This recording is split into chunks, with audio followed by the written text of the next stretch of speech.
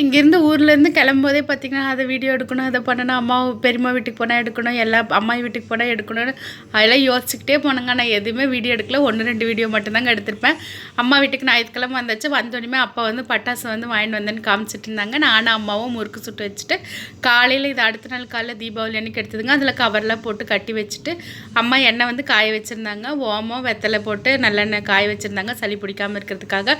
ஒவ்வொருத்தருக்காக ஹீட்ரு போட்டு காய வச்சு கொடுத்துட்டு இருந்தாங்க. நாங்கள் போய் குளிச்சுட்டு சாமி கும்பிட்டு வந்துட்டோம். அதுக்குள்ளேயே அம்மா பார்த்திங்கன்னா காலையில் அவங்க தான் ஆளாக 5 மணிக்கு குளிச்சது. பிரேக்ஃபாஸ்ட்டுக்கு பார்த்திங்கன்னா தக்காளி சாம்பார் தேங்காய் சட்னி செஞ்சு வச்சுட்டு அதுக்கப்புறம் தோசை ஊற்றி கொடுத்துட்டு இருந்தாங்க ஒவ்வொருத்தருக்கு. எல்லாம் குளிச்சுட்டு வந்து சாப்பிட ஆரம்பிச்சிட்டேன். நாங்கள் மதியத்துக்கு பார்த்திங்கன்னா மட்டன் குழம்பும் சிக்கன் கிரேவி பிரியாணி முட்டை இதெல்லாம் வந்து வேக வச்சு நானும் தங்கச்சி தாங்க சமைச்சோம். அம்மாவுக்கு வந்து ரெஸ்ட் கொடுத்துட்டு காலையிலேருந்து அவங்க வந்து 2 நாளாக வேலை செஞ்சுட்டு இருந்தாங்கன்னு. மற்ற நாட்களில் கூட நமக்கு வேலை கம்மியாக தாங்க இருக்குது. இந்த தீபாவளி பண்டிகைலாம் வந்துட்டு வேலை அதிகமாக இருக்குது. சமையல் கட்டை விட்டே வெளியே வர முடியுது.